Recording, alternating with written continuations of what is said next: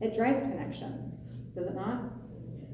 Back to those C words, it drives connection and compassion. It's that intimacy that I'm talking about. So we do that with our friends, and I'm submitting that we should do that more with ourselves.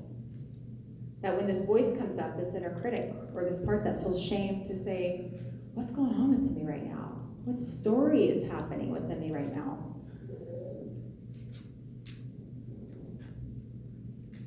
We do that with God too, right?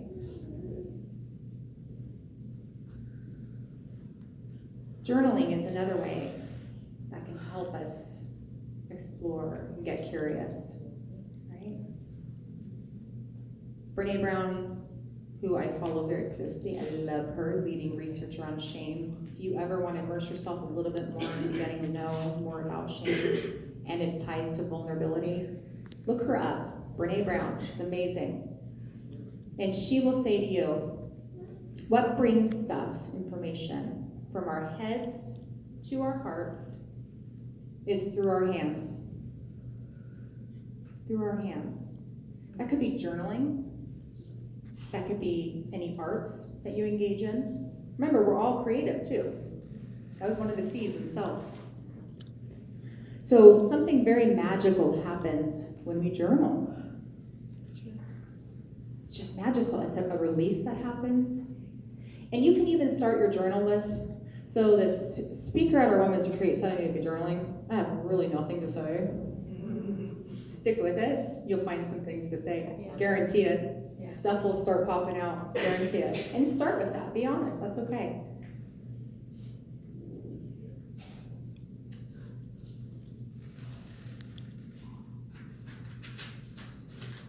The other is listening to stories.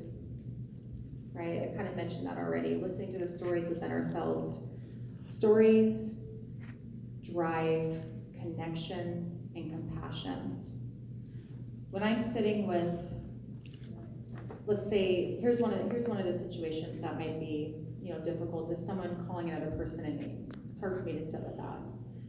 And my office, it needs to be safe, of course, so we won't allow that. We'll pause it all. But I have a part of me that starts to get frustrated with that.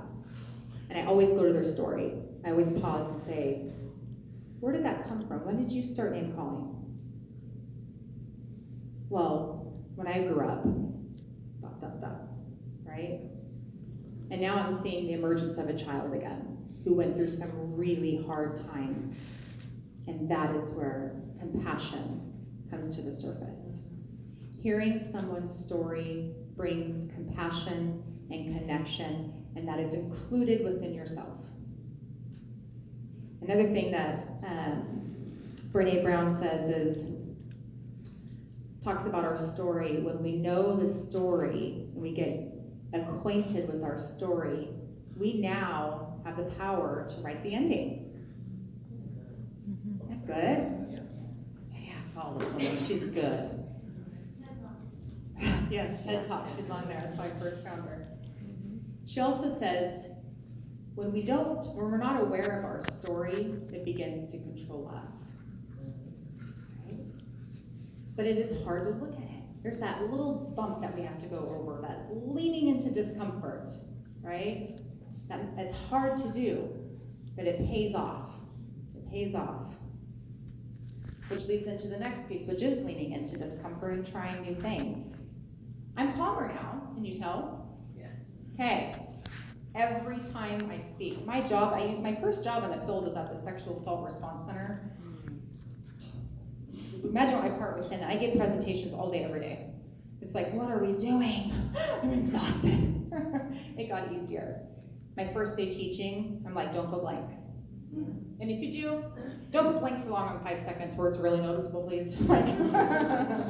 It gets better. I did it with it today because I knew it would get better. And the cause was bigger than my fear. And I've been praying a lot about you, Mom, by the way. The first time, Gail asked me, I had parts jumping out, I had stories, and I had 3 pages, front and back, just written immediately. At first, actually, I had to say no, because it's my daughter's birthday weekend. And yesterday was her birthday. And so we had to talk about it. And my shame came up. I'm leaving my little 9-year-old girl on the night of her birthday. But sometimes it's what we do, you know? We worked through it, and she's having a blast now. Her sister that's moved out and launched, they're having a sister sleepover, and they're glad I'm gone. And here I thought they really needed me there. The other way I like to look at leaning into discomfort is like those life contractions that we have. When we're pregnant, let's say, you go through childbirth classes, right? What do they teach you? Breathe. Relax. You have parts like, you relax. What do you mean relax? What the heck are you talking about? You feel this. But that's what we learn, because when we tense up around it, when we fight what's happening, it exacerbates the pain tenfold. It just makes it worse. So again, I'm proposing if we just breathe through these things that come up within ourselves, trust there will be a birth at the end of it. The next one is another tool for how to live a compassionate, self-compassionate life is setting boundaries. I'm going there. I'm going there. Here you go, girl. Saying boundaries means sometimes saying no, or not right now. That doesn't work for me. And especially as women, isn't that so hard? In a culture that we're in, we're caregiving, and just pouring yourselves and others in within a Christian community, where we're taught to give, that can be really hard to set boundaries. But even God, or Jesus, set boundaries, do you remember? How many times did people need him? And he went off by himself for a while and said, I need to get right with God first. He took himself as a sponge and he put it in the bucket for a while, because he knew when I release this and I walk around, or when I do that and I walk around, I'm dripping with water. I'm dripping with love for everybody around me. But when I don't do that, now I'm squeezing the drops out. And guess what comes from that? Resentment. If you take those 10 seconds to say no, if it's not working for you, it's uncomfortable. But that uncomfortable 10 seconds prevents a lot of resentment. And I like to use a little bit of gratitude when I'm setting a boundary. One area that I would struggle with is if a friend called me and said, and I'm in the middle of doing dishes, and my daughter's upset, and she's telling me about her rough day, and all these things are happening, and she says, Brandy, I need to talk to you right now. I'm really upset about something. Oh, you feeling it? I feel it. Oh, yeah. Oh. What if you started with, thank you, right? I'm gonna show gratitude first. Thank you for calling me. Thank you for trusting me with this. I'm so glad that I'm one of your people that you can reach out to. And right now, not but, and right now, I have a bunch of stuff going on. I really want to give you my full attention. I'll call you back in about an hour or two. You hear that? Wish somebody would have showed me that in my response. The multitasking thing that we try to do. Yeah. Spinning plates, it's exhausting. The other thing too is going back to that bucket, right? Whether we're abiding in God or taking time for ourselves, we become caregivers, not caretakers. There's a difference. Caretaking is when you're passing by me, there's this need to help. It's a part of us, by the way. It's not self-driven. It's a part of us that says, oh gosh, I need to take these burdens on. I need to carry them. And that's actually not helpful. And sometimes you feel like people are taking from you too, right? There's a taking going on. When we're caregiving, it's someone coming into our life with an issue, like a passing boat, and we're pouring our love into them. And we're giving them active listening and validating them, and then they pass. You hear the difference? Same with within ourselves. When this emotion comes up, if you can allow it, be with it, listen to the story, it will then release. It's like a wave. Love the wave as it passes through. Because when we don't and we stuff it with other things, such as pull yourself up by the bootstraps, put your big girl panties on, or I'm gonna stay busy. All those things that we think we're doing to protect ourselves, we're actually stuffing it and in turn holding on to it even longer.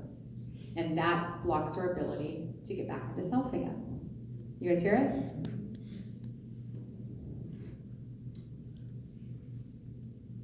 Put your oxygen mask on first, as they say, right? And finally, I'm going to talk about self-affirmations. When I say this, sometimes people think that we're breeding narcissism in some way. And in fact, when you have a lot of self-compassion inside, your ego is less involved, which makes it less susceptible for us to go to those areas, right, around narcissism. Self-affirmations, I like to start with I am blank. And I like to have them be about things that aren't going to be altered by my environment. Like if I were to make a choice, like a bad choice, or if I were to make a mistake, that it won't be altered. My self-worth, my feelings for myself won't be altered by whatever's happening around me. So I am blank, right? Not I'm a good caregiver. I'm not going to say that. I am loving. You hear the difference? Because what if that day you can't be there for somebody else? Then what happens to how you feel about yourself?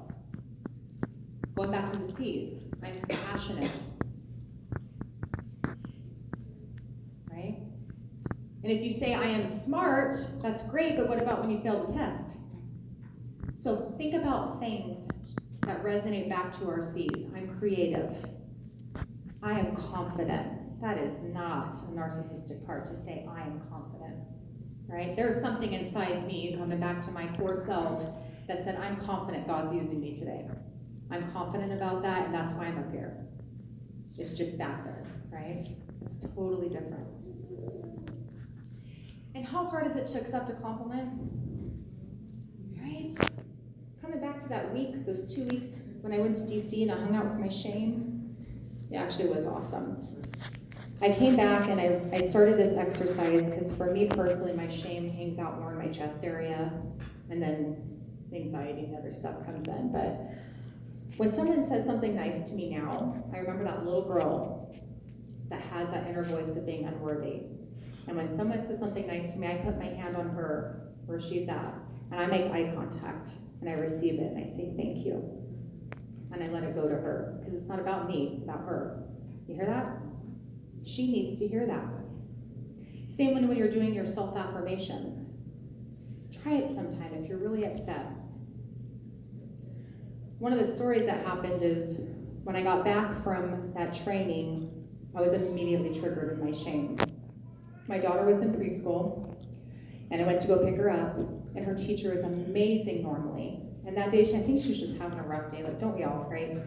And she was having a rough day, and I went to go pick up my daughter, and she said, in front of the other moms, she said, "You can't send your daughter to school in sandals, there's thorns out here."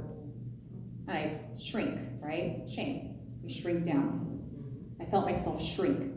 Oh, and then shame and or the blaming parts and the anger parts came in for a little bit. I'm like, why do I have thorns on the playground? Right? I shouldn't have them there anyway. And then I went, oh, there's my blamer. All right, I'm in shame. And I went home, and I put one hand on my chest and one on my stomach, and I did my affirmations. I said, I am a good mom. I love my children. I am doing the best that I can with what I have. Right? And I allowed it to, it's magic when you try that.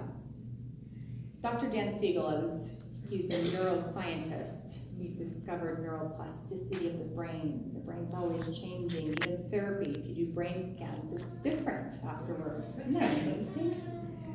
I was fortunate to go to one of his trainings, and he had all of us, first he put us in shame a little bit, and he yelled through the mic and he said, "Okay, everybody close your eyes."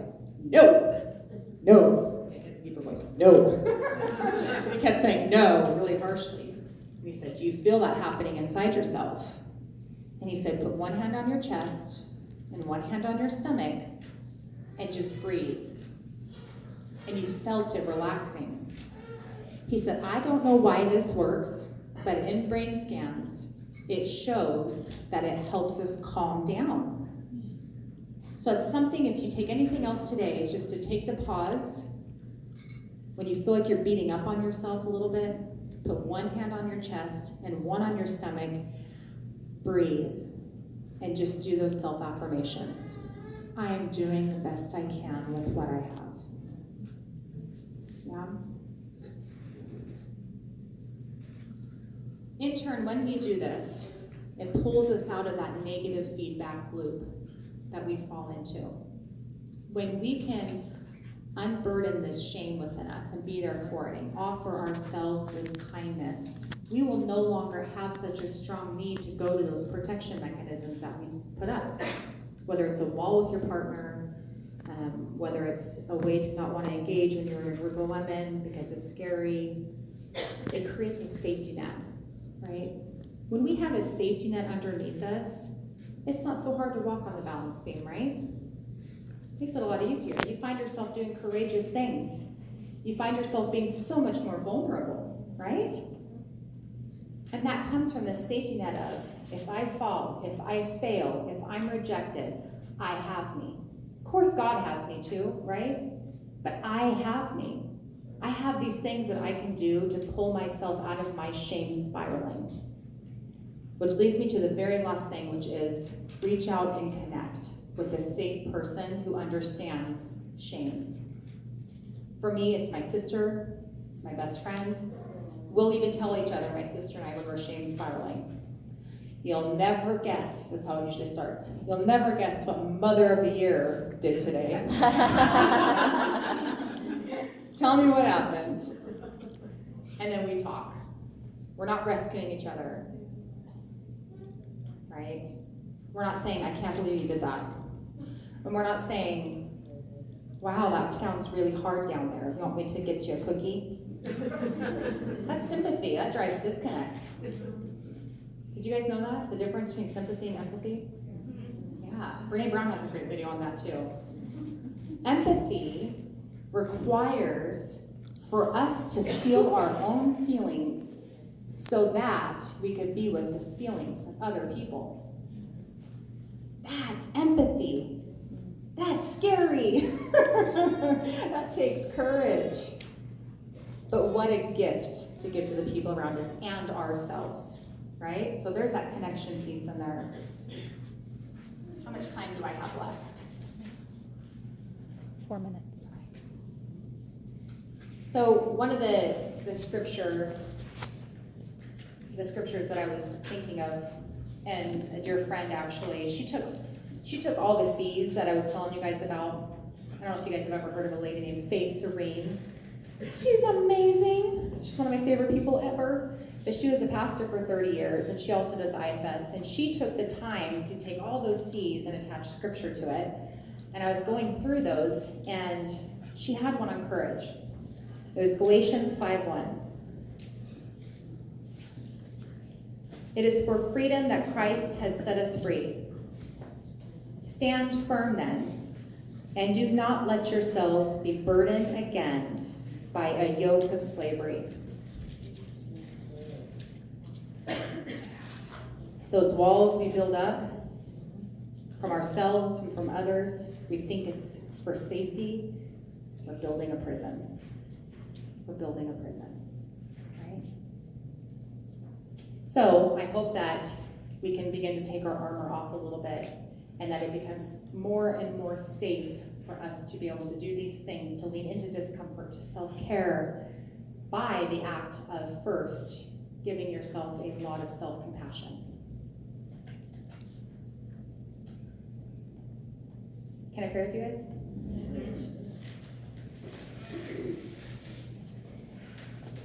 Lord, thank you so much for using me as your hands and feet today. It is hard, as you know,